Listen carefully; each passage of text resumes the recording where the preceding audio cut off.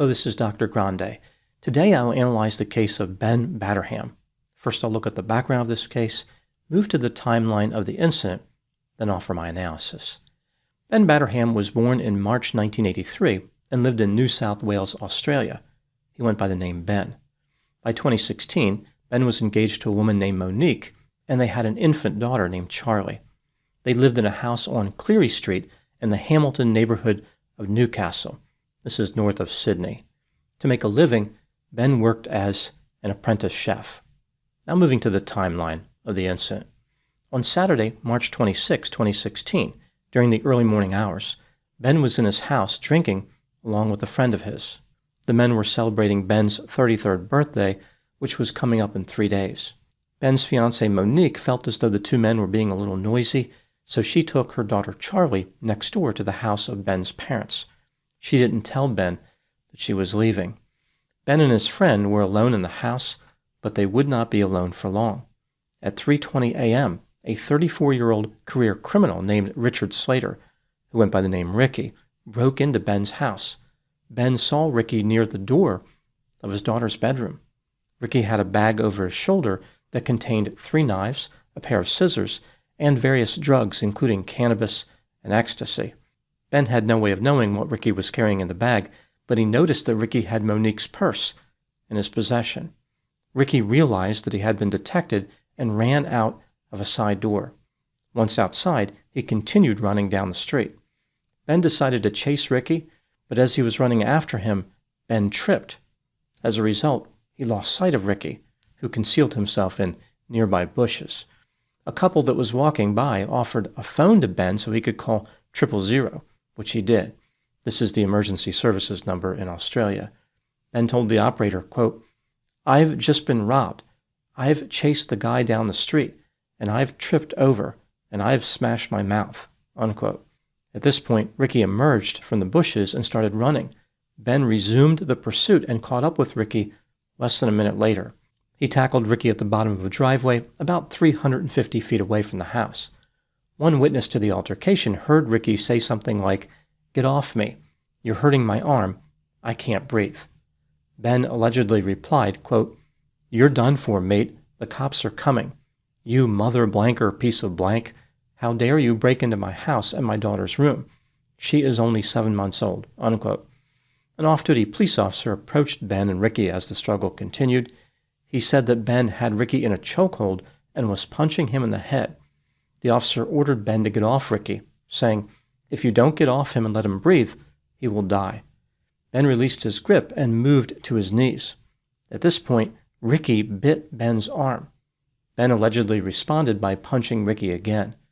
When uniformed officers arrived 8 minutes into the fight, they separated the men. Ricky went into cardiac arrest and was revived by paramedics. After arriving at a hospital, he went into cardiac arrest 2 more times.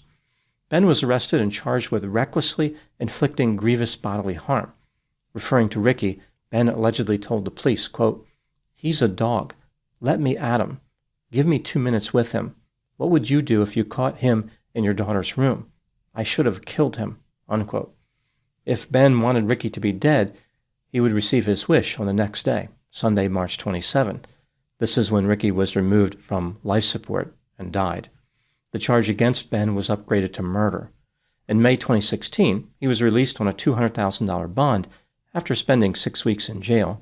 One of Ben's release conditions was to abstain from alcohol, but Ben had other plans. He was caught regularly drinking at a local bar and was arrested for drunk driving. His blood alcohol level was over 3 times the legal limit. 3 months later, Ben was released on bail again and remained free until his trial started in 2019. At trial, Ben provided a statement to the jury. This is sometimes permitted in Australian courts. It allows the defendant to make an argument to the jury without being cross-examined. Ben wrote, quote, "I never intended to cause Mr. Slater any serious harm. I wanted to apprehend him and get back what was stolen. I admit I was angry and I hit him, but I was only trying to keep him from getting away. He was constantly struggling and fighting. He bit me on the right arm. All I wanted was for him to stop," unquote. Essentially, Ben's argument was that he was trying to make a citizen's arrest and never intended for Ricky to die. On November 20, 2019, Ben Batterham was found not guilty of murder and not guilty of the lesser charge of manslaughter. Later, the Supreme Court said that the decision to prosecute Ben had been unreasonable given the available medical evidence. Ben was granted a certificate of costs, which allowed him to seek reimbursement for his legal expenses. He filed a civil claim of wrongful prosecution against New South Wales. In February 2026, the government agreed to a confidential settlement. The dollar value of the payout was not disclosed. Even though Ben was exonerated, he did not escape without consequences. His romantic relationship with Monique did not work out, and Ben said that he was diagnosed with post-traumatic stress disorder. Now moving to my analysis. Ben Batterham maintains his innocence, and he was found not guilty of all charges. His many supporters argued that it was ridiculous for Ben to be prosecuted in the first place because he was simply trying to apprehend a dangerous criminal who had just conducted a home invasion. Ricky was a career criminal who needed to be caught. The Crown, of course, disagreed. They argued that Ben's response was disproportionate. He chased Ricky down after Ricky no longer represented a threat. He then punched and, allegedly, strangled him. Ricky may have been a dangerous offender and a menace to society who needed to be in prison, but killing him was not justified. This brings me to the question, was Ben guilty of any crime in this case? Let's take a look at the evidence both for and against the idea he was guilty, starting with the inculpatory factors. Ricky unlawfully entered Ben's home, but after being discovered, immediately fled. He did not threaten to kill Ben. He did not present a weapon. He did not say he would come back later and kill all the occupants of the house. Ricky was simply trying to escape. Once he left the house, he no longer represented an immediate threat to Ben or Ben's family members. One could argue that Ben acted in the heat of the moment because he believed Ricky represented a threat to his daughter. Again, Ben did not know that his fiancée had taken his daughter next door.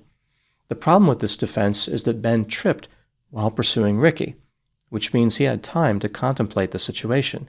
Ben even called 000 and reported the home invasion. During the time Ricky was concealed in the bushes, Ben should have calmed down. However, when Ricky started running again, Ben once again chose to pursue. After tackling Ricky, Ben punched him and, allegedly, strangled him. During the altercation, Ricky cried out that he could not breathe. One medical expert testified that Ricky died from strangulation. The uniformed police officers claim they had to pry Ben off Ricky, which makes it seem like Ben was motivated to hurt Ricky. This was more than an attempt to restrain him. Ben told the police that he should have killed Ricky. Moving to the exculpatory factors, Ben Batterham did not have a criminal record. He was not the one who initiated the confrontation that night. Ricky Slater is the one who chose to break the law. He took his chances when he entered Ben's house. Ricky was no angel. He had a long history of criminal behavior. This included convictions for drugs, assault, theft, and driving offenses. For example, in June 2007, Ricky perpetrated an assault of a sexual nature against a 16-year-old girl. He forced his way into her home and threatened to stab her. Once he left, the teenager called the police. 4 months later, DNA led to Ricky's arrest. In January 2009, he pleaded guilty and received a maximum of 6 years in prison. Just 3 months before Ricky broke into Ben's house, he had been released from prison for breaking and entering. Ricky had not learned the error of his ways. He continued to be a threat to society. On the night of the incident, Ben did not know that his fiancée had taken his daughter next door. This means that when he saw Ricky standing near the door of his daughter's bedroom, he believed that Ricky was near his daughter. Under those circumstances, most parents would experience extreme anger and extreme fear. Ben had a legal right to carry out a citizen's arrest. He may have used excessive force, like punching Ricky, but one can argue that the force he used was insufficient to cause death. A few medical experts indicated that Ricky's medical conditions led to his death, not the actions that Ben had taken. For example, Ricky was high on methamphetamine, had damaged his heart through his drug use, had liver disease, and was obese with a body weight of 265 pounds. One expert specifically indicated that Ricky died from a heart attack due to a combination of a heart condition and a high level of methamphetamine in his system. As far as any experts who may have believed the strain of the altercation is what killed Ricky, that still doesn't mean that Ben was to blame. Ben had a right to struggle with Ricky to apprehend him. If Ricky's life could be placed in jeopardy by straining, he should have stopped violently resisting, like biting Ben's arm. Furthermore, by engaging in violent acts, Ricky further provoked Ben and kept Ben's anger alive. While the men were fighting, Ben allegedly said to Ricky, "The cops are coming." This makes it sound like Ben's ultimate plan was to get Ricky arrested, not for Ricky to die. When considering all the evidence in this case, do I believe that Ben Batterham was guilty? In my opinion, no. I believe he was not guilty of any crime. There is no way to know if Ben caused Ricky's death. Even if he did, Ben was conducting a citizen's arrest. He did not use a level of violence that would cause death under normal circumstances. Ricky was in a fragile state due to his medical conditions. He was a time bomb. Anything could have killed him. Even running may have resulted in cardiac arrest. What do I think happened in this case? This is just a theory, my opinion. Ricky Slater was a dangerous criminal offender who was addicted to substances. His mother told the media that Ricky had a problem with ice, which is crystal methamphetamine. On the night that Ricky entered Ben's house, he was intent on stealing to fuel his drug habit. Ricky was not cautious in any way. He knew, or should have known, he had serious medical conditions, yet decided to conduct a home invasion anyway. Ben became angry and frightened after seeing Ricky in the house, and unwisely decided to chase him down the street. This was legal, but unwise. Ben should have just let the police deal with the situation. During the confrontation that followed, Ben was more aggressive than necessary, but he did not kill Ricky. The drug use killed Ricky. He had severely damaged his body over the course of years. The bill for his reckless behavior came due that night. Instead of making an accurate assessment of the situation, the Crown decided to prosecute Ben for murder. They knew about Ricky's criminal history and knew that Ricky provoked the confrontation, but were determined to promote an unrealistic political agenda, one where all citizens would never use force or violence for any reason, even to apprehend home invaders. They wanted criminals to have free rein and to conduct home invasions with impunity. From the Crown's perspective, Ricky was the real victim. Ricky's mother promoted the same idea that her son was the victim. For example, she cried outside the courthouse after Ben's bail hearing and talked about Ricky's 3 daughters, saying, quote, "They have lost their father, their beautiful father they haven't seen for years because he was in jail. Just to think them little kids are going to grow up without a dad now," unquote. Other relatives of Ricky also defended him, claiming that he was turning his life around after being released from jail 3 months earlier for breaking and entering. It's not clear how conducting a home invasion while high on methamphetamine aligns with turning one's life around. Perhaps this was part of a transitional phase in Ricky's journey of personal growth. This home invasion was going to be his last offense. He was going to hang it up after that, get out of the game while he was still alive. Ricky was thinking about what type of decorations he wanted at his retirement party. Who knows, maybe Ricky would have gone to college, become a scientist, and won the Nobel Prize.